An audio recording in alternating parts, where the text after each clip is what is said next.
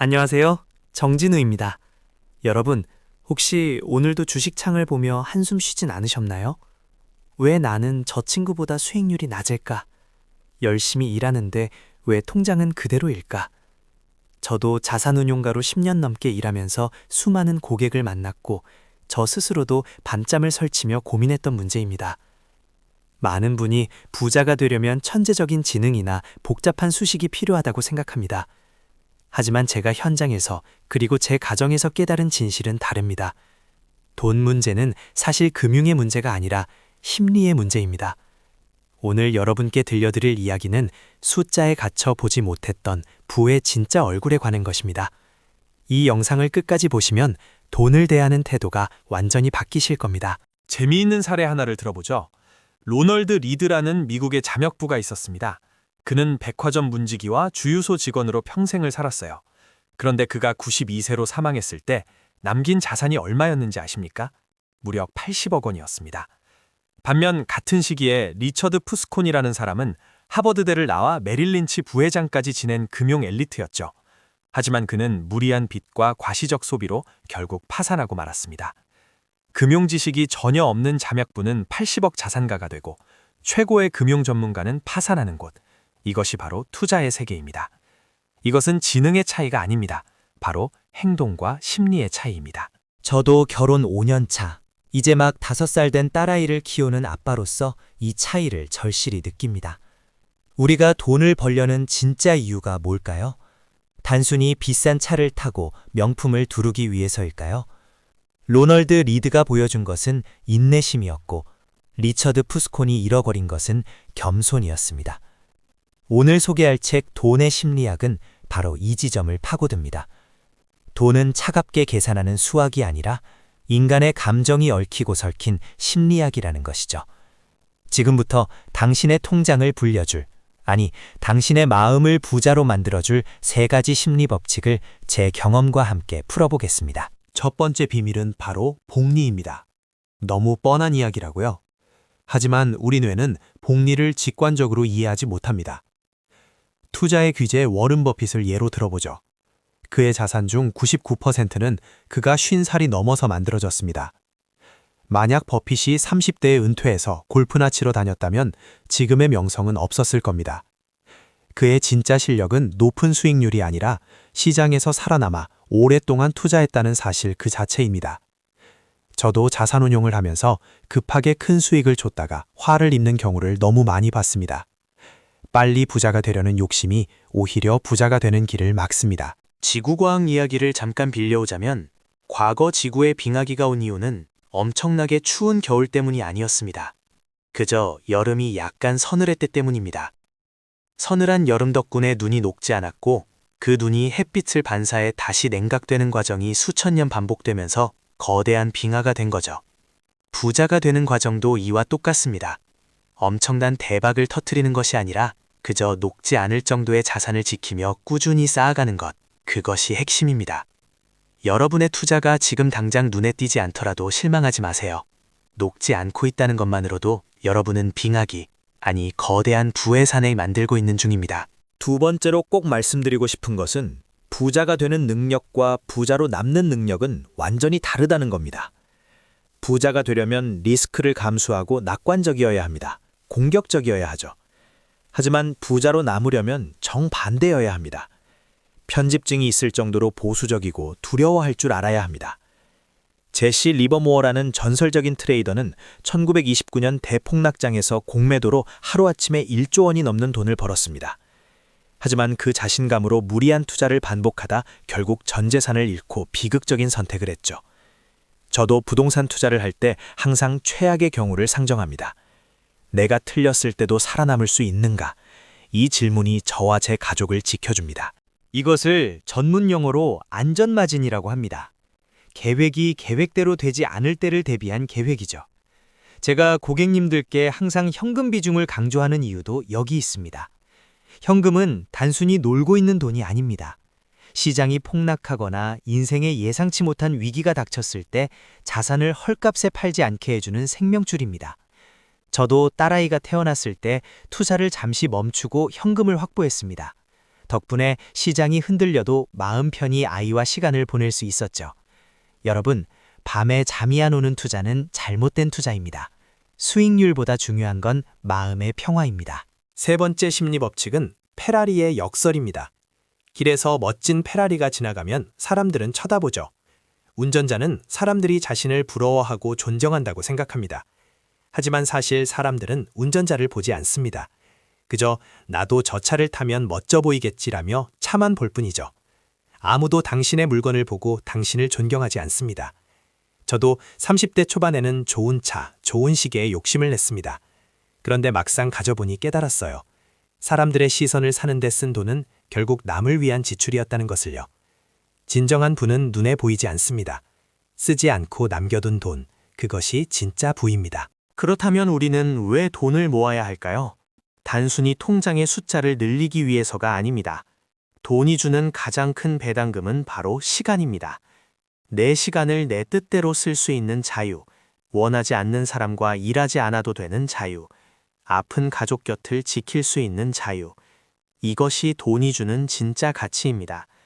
제가 새벽에 일어나서 이 스크립트를 쓰고 낮에는 고객을 만나고 저녁에는 딸아이와 블록놀이를 할 수 있는 것도 어느 정도의 경제적 안전판이 제 시간을 지켜주기 때문입니다.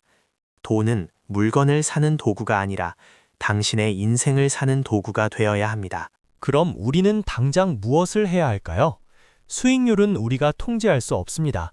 경제 상황도 주가도 신의 영역이죠. 하지만 저축률은 우리가 100% 통제할 수 있습니다. 더 적게 쓰면 더 빨리 모입니다. 욕망을 줄이면 적은 돈으로도 행복할 수 있습니다. 저는 이것을 자존심의 세금을 줄이는 일이라고 부릅니다. 남에게 보여주기 위한 소비를 줄이는 순간 저축률은 놀랍게 올라갑니다. 제가 명품 정장 대신 깔끔한 셔츠를 입고 고급 레스토랑 대신 아내가 해준 김치찌개를 더 좋아하는 이유이기도 합니다. 저축은 미래의 나에게 보내는 가장 확실한 응원입니다. 마지막으로 너무 이성적이려고 애쓰지 마세요. 우리는 엑셀 시트가 아닙니다. 감정이 있는 인간입니다. 수치적으로 완벽한 포트폴리오보다 내가 밤에 발 뻗고 잘 수 있는 합리적인 포트폴리오가 낫습니다.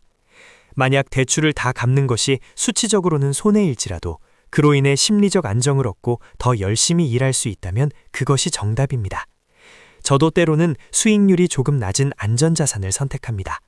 그 덕분에 폭락장에서도 패닉에 빠지지 않고 아이에게 동화책을 읽어줄 여유를 가질 수 있으니까요.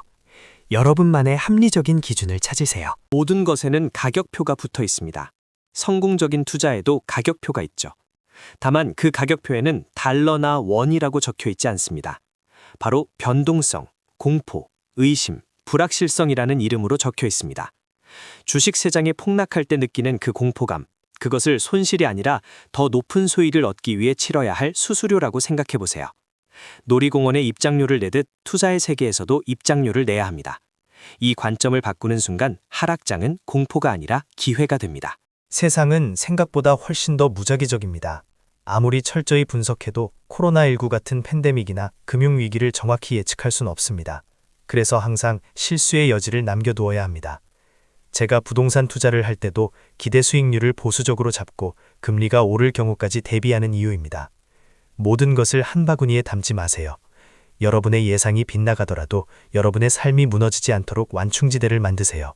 그것이 가장 현명한 투자의 자세입니다. 피카소는 평생 2만 점이 넘는 작품을 만들었지만 우리가 아는 걸작은 소수입니다.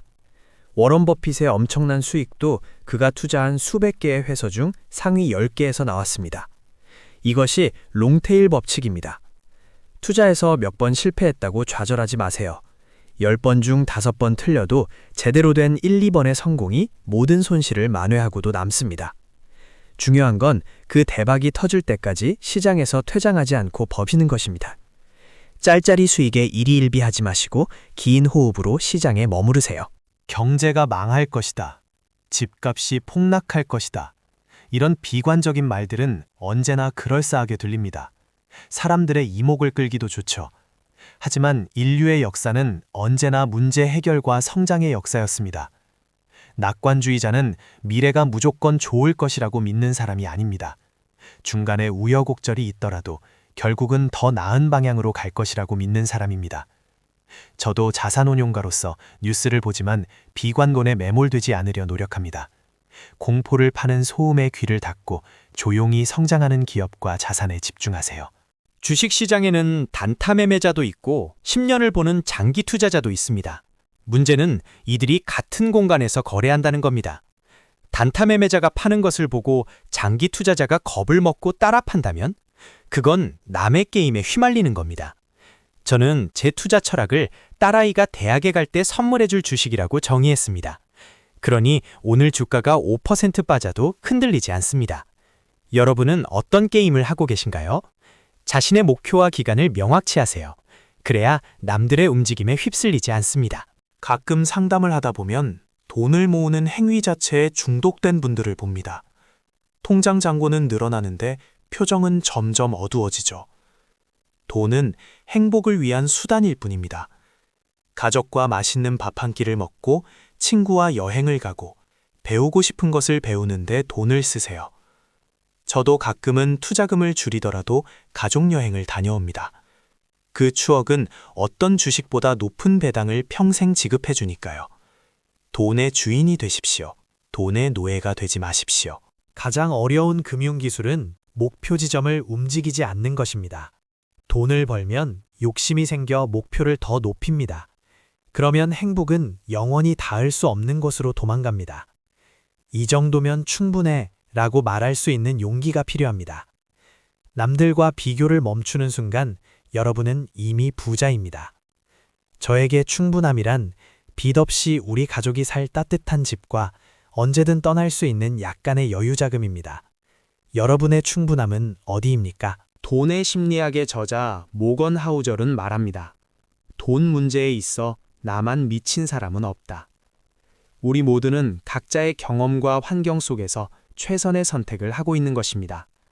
그러니 자신의 과거 실수를 너무 자책하지 마세요. 그리고 타인의 성공을 너무 시기하지도 마세요.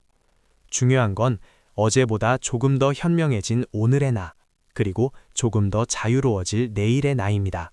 오늘 이야기를 정리해봅니다. 부는 눈에 보이지 않는 것입니다. 복리의 인내심을 믿으세요. 밤잠을 설치지 않는 투자를 하세요. 그리고 무엇보다 돈을 통해 여러분의 시간을 되찾으세요. 저 정진우도 여러분의 경제적 자유와 마음의 평화를 진심으로 응원하겠습니다. 오늘 내용이 도움이 되셨다면 구독과 좋아요 부탁드리고요. 여러분이 생각하는 진짜 부는 무엇인지 댓글로 남겨주세요. 당장 오늘부터 보여주기 위한 소비 하나를 줄이고 나를 위한 자유를 정립해보세요. 감사합니다.